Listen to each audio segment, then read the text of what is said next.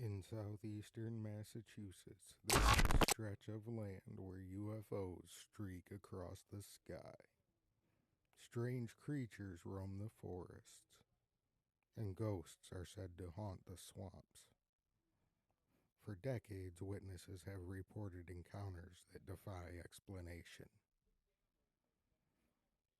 This region is known as the Bridgewater Triangle. Good Wednesday evening, everybody, and welcome to Triangle Files series here at From the Tomb with Cadoom. I am your host, Lucas Cadoom Cadoo, and let's get into this one today.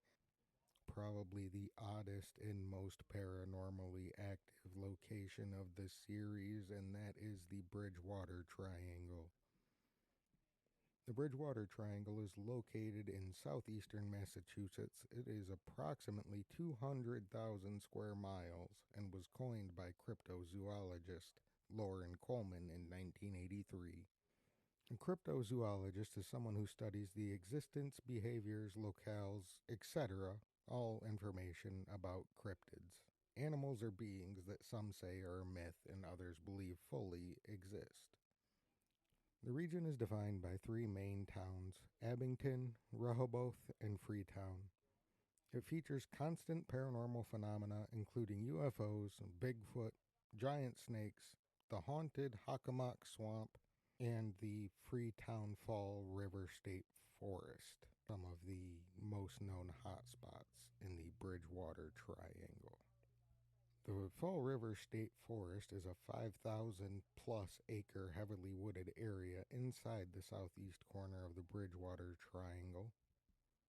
This area is notorious for reports of ghosts, UFOs, Bigfoots, puckwudgies, which are small, dangerous, human-like creatures from Native American lore, as well as a dark history of cult activities, murders, rituals. Another thing we can't forget is the dark history of the forest itself.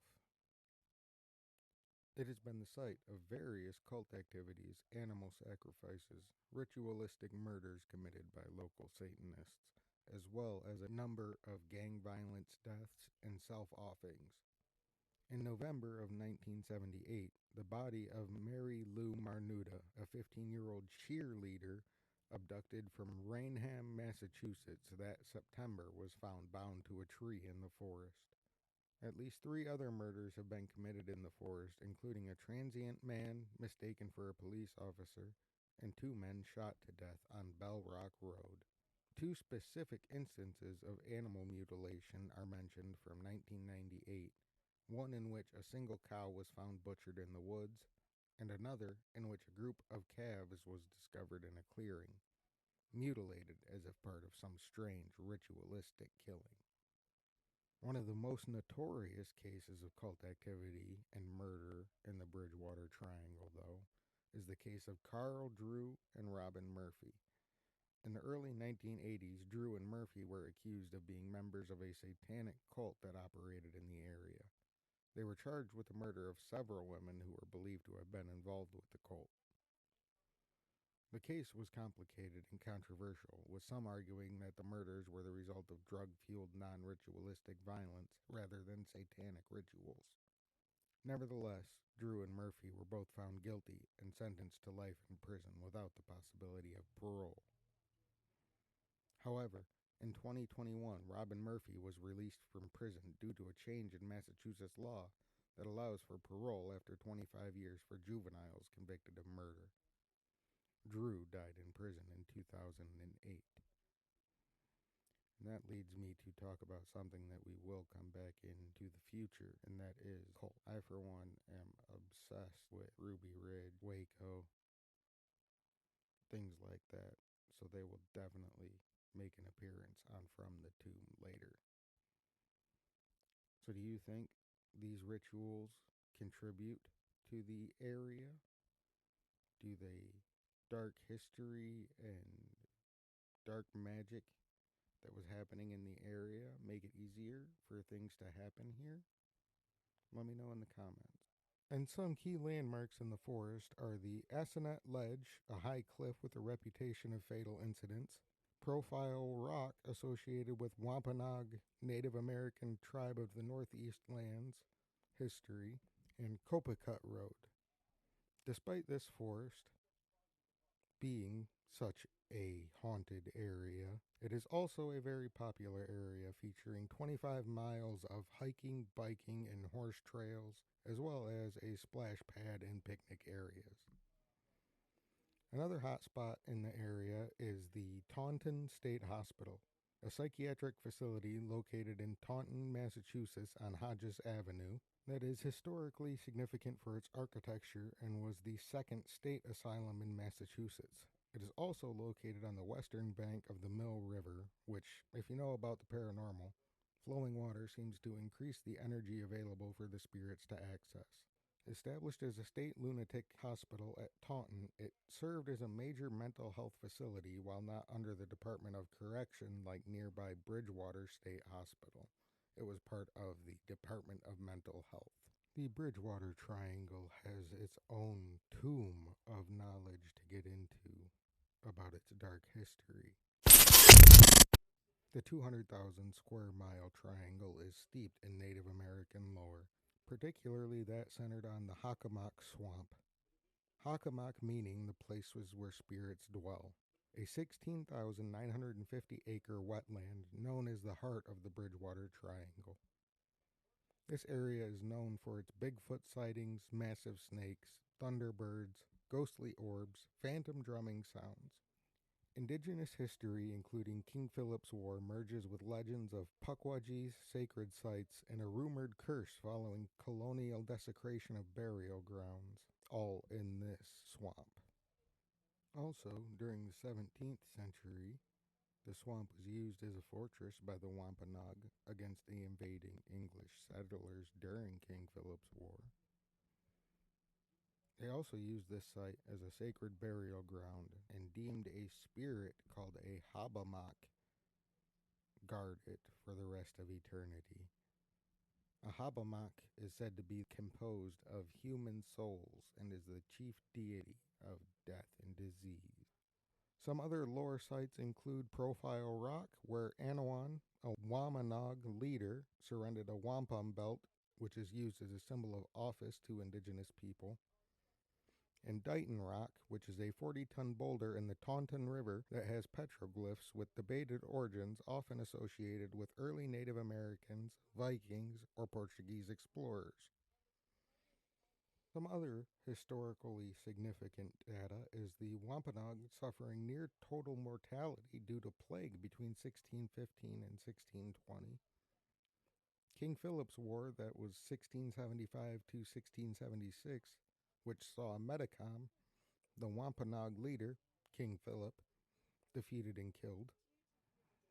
And the rumor of the destruction of Native American burial grounds by early colonists initiated a curse, contributing to the area's reputation for grand reports of dark figures, poltergeists, and giant snakes. And just as we have theories of the aliens helping build the pyramids, the Bridgewater Triangle is no stranger to its own extraterrestrial events dating back in history.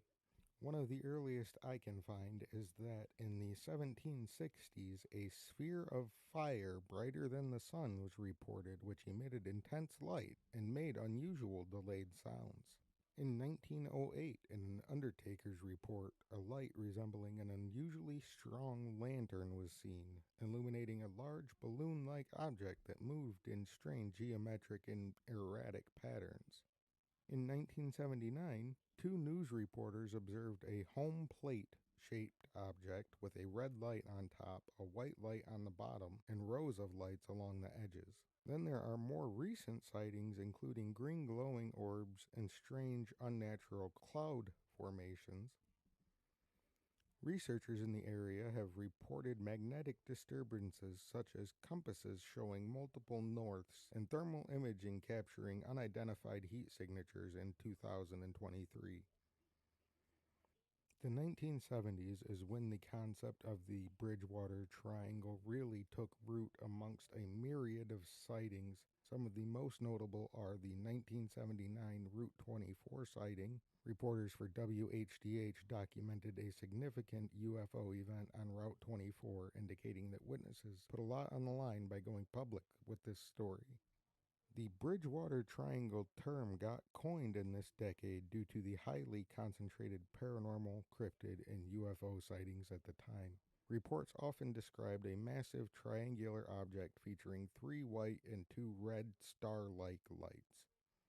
These sightings were frequently concentrated around the Hockomock Swamp and Freetown State Forest. But are these all part of a broader, more long-term pattern of strange occurrences in the Bridgewater Triangle? Because there are also many cryptids known to the area of the Bridgewater Triangle. Amongst those we've already mentioned, some of the most common reports are Bigfoots, giant snakes, thunderbirds, puckwudgies, and dogman-style creatures. One famous report was in 1978, when there was a Bigfoot encounter near Freetown Fall River State Forest. A man I can only find named as Mr. Andrade witnessed a Bigfoot in 1978 when approximately 200 feet in front of him, a Bigfoot over 6 foot tall, brown and hairy, walked past him. He could not see his face as it was walking away from him. Since then, he has recorded many accounts of the Bridgewater Bigfoot. He has also gone on video describing his account and showing a representation of what he saw that day. It wasn't the first time he encountered the creature, though. While collecting firewood during a camping trip, he heard a very loud growl, which he would later describe as something sounding from hell. His campmates also heard the roar. Whatever it was very close, and gave them the impression it didn't want them there. In all their years of camping in those woods, they never heard that sound before. The puckwudgie is also very, very common. It is described as being about 2 to 3 feet tall, covered in hair from head to toe, resembling the likes of a troll. They have the power to appear and disappear at will, lure people to their deaths, shapeshift into various animals, shoot poison arrows, and instantly create fire. Anyone who gets on the wrong side of a puckwudgie is bound to meet with a horrible end. People also tend to encounter thunderbirds often here. Now, what is a thunderbird? A thunderbird is a dark-winged bird with wingspans ranging from 8 to 12 feet. Oftentimes, it's described as a pterodactyl. The primary epicenter for these sightings is the Hockomock Swamp, which is part of the Devil's Swamp in the Bridgewater Triangle. Also commonly contacted in the Hockomock Swamp are the giant snakes. Reports typically describe unnaturally large, long serpents, sometimes described as being of massive sizes. These sightings have been part of the region's strange, often paranormal reputation since the 1970s, when it got coined as the Bridgewater Triangle. Now, to be said, the area is a significant, largely untouched wetland. While known for wildlife, including bobcats and fishers, there is no official scientific evidence to support the existence of giant or prehistoric-sized snakes, suggesting these reports are rooted in regional folklore and cryptozoology. There are also quite a few paranormal hotspots inside of the Bridgewater Triangle. A few we've already mentioned, including the Hockomock Swamp with the native lore and the Taunton State Hospital. But a little bit more detail into the Taunton State Hospital is it's not a crazy paranormal haunting like where you're gonna experience a ton, but there are reports of screams, moans, and shadow figures when people go to investigate the hospital. And then there's the Freetown Fall River State Forest. We've mentioned it a few times and told you some of the stats about it. There is also a large history of occult allegations gaining traction during the nationwide satanic panic era, with rumors of gatherings, rituals, and bizarre, unconfirmed occurrences in the Hockomock Swamp. Amongst it being such a highly regarded place in Native American lore that would combine with the occult beliefs as well to so much as supercharge the area with energy to make things and rituals and summonings and sacrifices easier. Also in the state forest area, there are reports of a ghostly red-headed hitchhiker and strange glowing orbs. We touched on Dighton and Profile rocks, but there are a few others, such as one of the most well-known haunts in the country, the Lizzie Borden house, the home of Lizzie Borden, who was accused and acquitted of violently murdering her mother and stepfather with an axe in 1892. That just may lead into another episode later on in From the Tomb with Cadoom. That is also one of my favorite paranormal hotspots. But there is also Anwan Rock, where the Wampanoag leader was captured. Solitude Stone, an inscribed stone marking a spot often called an off-yourself stone. And lastly, Betty's Neck in Lakeville, known for sightings of Native American spirits, are just a few of the myriad of the paranormal hotspots inside the Bridgewater Triangle. So let's talk about some of the craziest, most terrifying, most fear-inducing encounters that happen inside the Bridgewater Triangle. One of the most commonly reported incidents is that of phantom fires, which are mysterious, often vanishing lights or campfires, particularly in the Hockomock swamp near King Philip's Cave. These phenomena are often associated with Native American spirits, apparitions, and other paranormal activities in the area, but there is never truly a defining moment or reason behind these fires. There are also numerous sightings of unmarked black helicopters. These sightings often occur alongside UFO reports and are sometimes linked to the mysterious, intense activity within the Bridgewater Triangle, as the whole area is known for being a hotspot for intense varied paranormal phenomena, including poltergeist activity, apparitions, and mysterious creatures. Mostly located to the swamp and forest, being noted for intense negative energy. Experiences range from negative feelings to moving objects, orbs, disembodied voices, and electronic device failures. In 2020, a jogger in Rehoboth reported a 6-foot tall, broad-bodied, red-brown furred creature with a hairless face that induced a feeling of evil energy. She fled to her home in fear. In 1970, 2 police officers reported a large hairy creature running on 2 legs behind a house in the area. And then there's the killer dog. In 1976, a large black creature, often described as a ghostly dog with fiery eyes, was reported to have killed ponies in Abingdon. So now that I've armed you with some of the knowledge, let's talk about some of the possibilities that might be causing what is going on at the Bridgewater Triangle. Is it possible that it is a paranormal portal? Is it an energy-ridden place with portals that access all aspects of the paranormal, allowing beings and spirits to transfer into our realm almost effortlessly? Is it a UFO hotspot? Is it possible that this is the northeastern Area 51, where the government is performing testing on alien technology? Or are aliens attracted to the area for a reason we may never understand? Or just for the fact that it's scarcely populated and untouched by humankind, so that aliens can experience the natural beauty and test the nature and see what they want to do with our world? Is it true that there was an ancient curse? Is it possible that when the colonists disturbed those ancient Native American burial grounds, that they really launched a curse that plagued this area since, causing all of this phenomena to be very, very real and not exaggerated? Or Are we gonna hop on the bandwagon and say it's all psychology?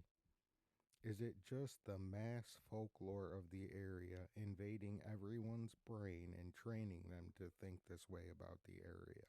Is it possible that just the stories and legends have been passed down through generations so long, like a game of telephone in elementary school, that we don't know what really exists in the Bridgewater Triangle anymore?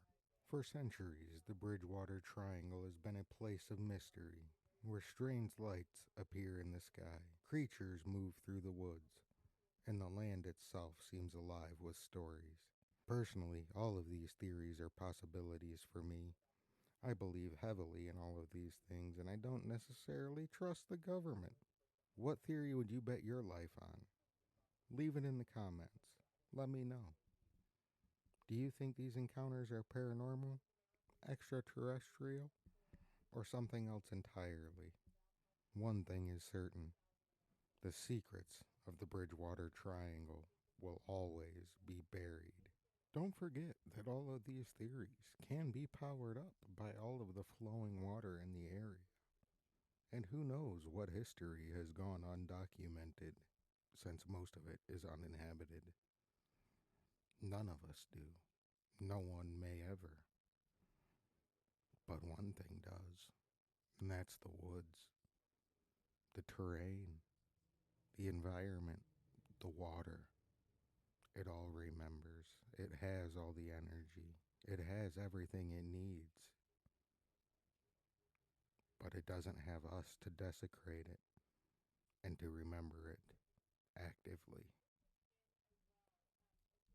And that wraps up this episode of the Triangle Files, the Bridgewater Triangle, here on From the Tomb with Cadoom. I want to thank you all for tuning in every week from all over the world already. I appreciate it so much, and it makes what I'm doing so worth it to me. I hope you all enjoy what we're doing, and I welcome you to the Cadoom family.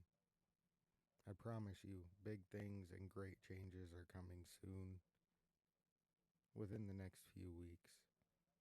We're going to continue the Triangle Files for another month or two, and then there will be a full production upgrade to From the Tomb with Cadoom, and I will be adding things along the way as well. Just waiting on a few things to come through the pipeline and get handled, and things will start to get amazing from there. We are going to do another Midwest Triangle next week for the Triangle Files. So tune in Wednesday, 7 p.m.